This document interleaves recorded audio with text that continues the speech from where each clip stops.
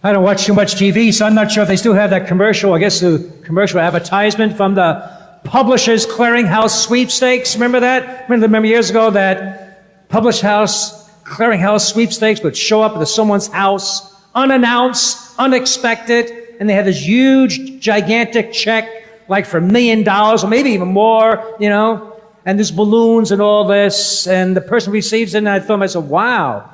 The strangest thing was that you didn't have to do anything to win this. You didn't have to buy anything, no purchase necessary.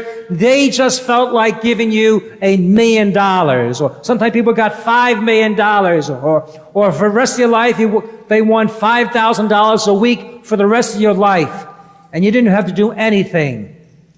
I said, yeah, right, there's a catch here somewhere. No one gives out that much money just for the heck of it. Just knock on someone's door. Hello, here, this is yours. Yeah, thank you. There's something about it that seemed a little crooked to me. Well, I read about it a little bit, and they've been sued, this clearinghouse, publishers, whatever, a few times, in fact, for millions of dollars. A little underhanded practice, a little misleading. They let people believe, for example, if you subscribe to these magazines, and people buying like $2,500 a year magazines, it would increase their chance of winning. So they got in trouble. I figured, I knew something was up, right? Because in this country, there's no free lunch, right? No one, right? If it sounds too good to be true, it is, right? That there's something about that. And I think that's why, particularly as Catholics, maybe, we struggle with today's gospel. That eternal questions that all of us probably been asked, are you saved? Or how do you get to heaven, right? And what Jesus says today, all those who believe in him, who on the cross, gain salvation. That's it.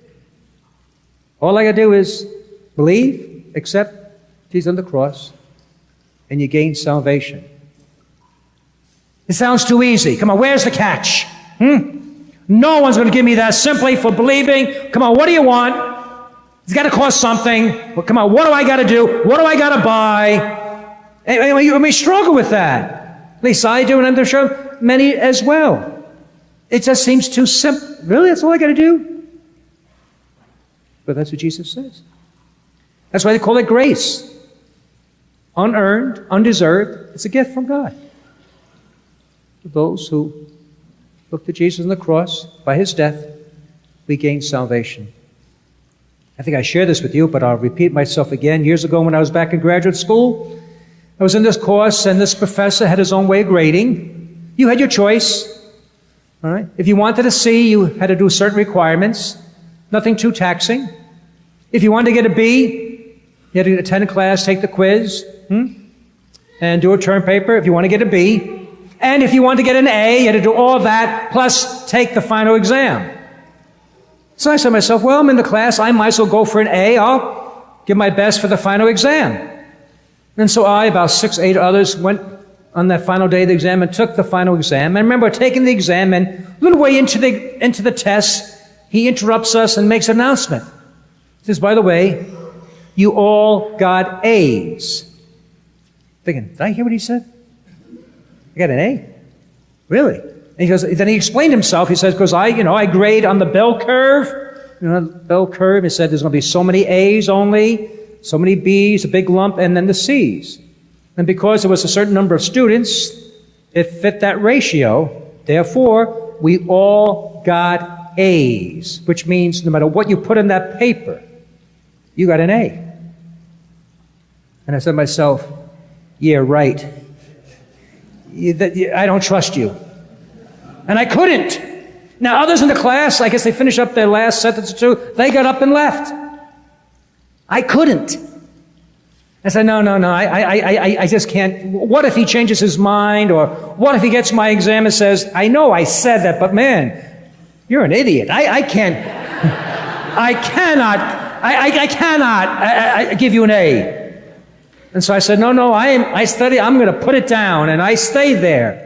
The only one in the room. And finally, the class period ended. And outside the hall was the next class come in to take their exam. And I'm still writing, And he comes down to my desk. He said, let's go. Class is over. They're waiting to get in. And besides, You already got an A. What more do you want? I don't trust you. It just doesn't make sense. And I think sometimes we look maybe with salvation from God. He says, guess what? All those who believe in my Son Jesus, you have salvation. I don't trust that. No, I got to take the exam. I got to earn it. I got to work. I got to prove it to you. I got to prove it to you that I deserve it. Just in case you look at my life and said, I know I said that, but, oh man, you can't come in. We think that. I think we do anyway. Another thing I think what happens is talk is cheap. What exactly does it mean to, believe in Jesus? Is it simply stating that? Is that all? Really? Just make that statement, belief, and that's it? Because we know talk is cheap. And anyone can say it. We believe actions speak louder than words. So we said, okay, I'll prove it. So we think we're going to prove it. Years ago, I was helping on a teen retreat called Core Retreat. And it was about 50, 60 kids. It was something like the Antioch, also similar, from Friday evening to Sunday afternoon. And it was quite intensive, it's quite intense. Really, kids get into it, open themselves up. Anyway, the last activity of the retreat, before we close, is that we all gather in a room and all the kids sit in this huge circle. They sort of turn off, they dim the lights, real dark, and then they pass this lighted candle, and each teen would get the candle, and they would share their retreat experiences. And boy, it was quite the sharing. There are tears, really feeling touched by God's grace. Let them say, boy, I love you guys. You're like family. I'll do anything for you guys. You mean so much to me. I was like, wow. Just in those couple of days. And they were emotionally moved, and especially their love. Said they'll do anything for us. We're family. Anyway, we finished up the sharing, and then the leader got up and gave the last instructions. And he said, oh, by the way, if anyone can stay and help us clean up before you leave, we greatly appreciate it, because we put the chairs and get everything in back order. We really thank you that you can stay and help us. Not one kid stayed.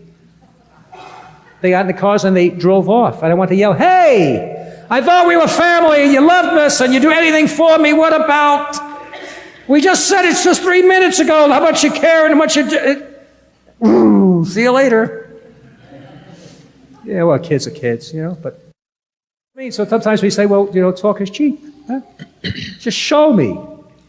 And so we think, okay, Lord, I'm going to prove it to you, Lord. I'm going to show you, and I'm not just going to talk about it. I'm going to do it for you. So therefore, you have to like me, and you have to give me your grace. And that's why this gospel is complex for us, but it's not that way.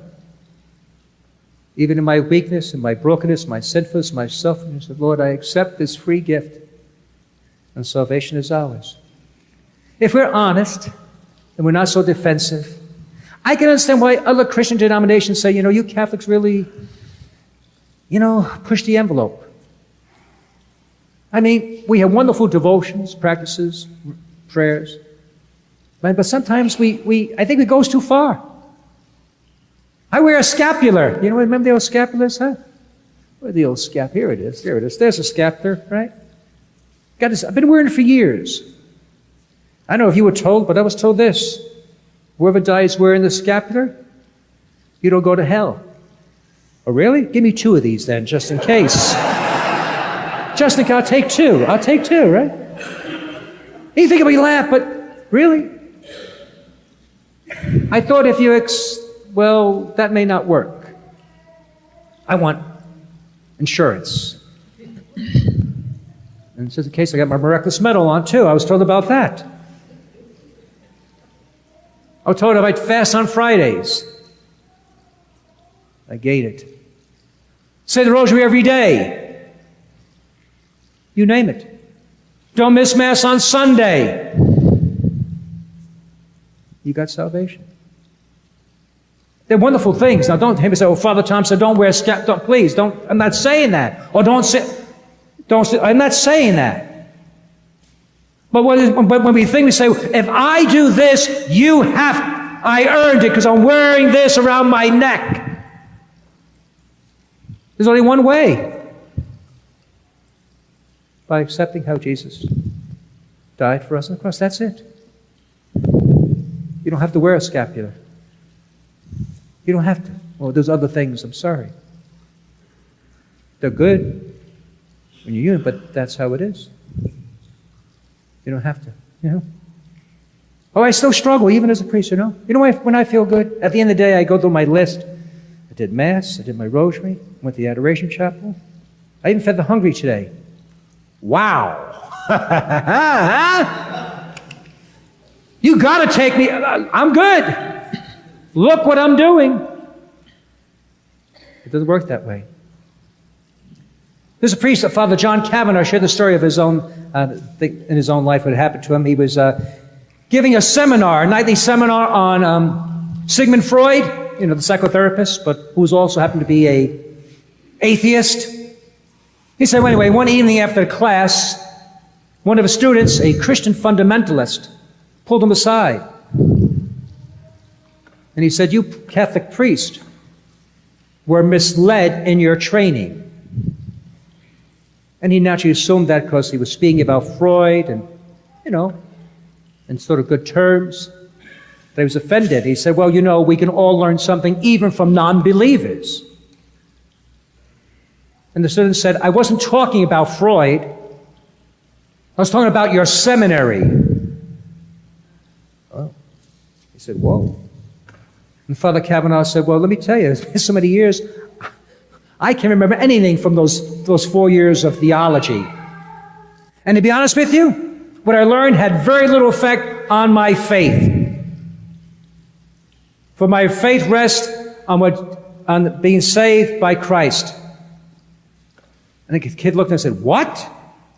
You believe that? Saved by Christ? Like in disbelief? He said, sure. He said, without that, I have no hope. He said, no. He said, you Catholics believe that you're saved by your priests and by your rituals, by the Pope and by Mary. And Father Kavanaugh said, you know, all those things are fine. But without Christ, they mean nothing. And that's the truth. Those things are fine. But that's not how. Only one way is by Jesus' death on the cross, and we accept that. You know, when I was young, I'm sure in my own mind, I wanted my mother to love me. I want her to love me, not me, but I want her to love me more than my brothers and sisters, so I would do things, you know. Be good, and now you have to love me because, look, I'm being good, and I'll gain your love. Now that I'm older, of course, thanks be to God, I don't think that. I know, you know, my mother loves me, no matter what. I'll do anything for her, not because I want to gain more love, but express my gratitude, my appreciation, and to grow closer. Same with God, with God's grace to us. Whatever we do, with prayers, sacrifice, works of mercy, not to make God love me, but it says to say thank you and to give my life to Him. So you think about that this week. Where do you put your faith? Where do you trust in your salvation? Is really the things that you do, that you're working towards, is simply saying, accepting Jesus, who died for us.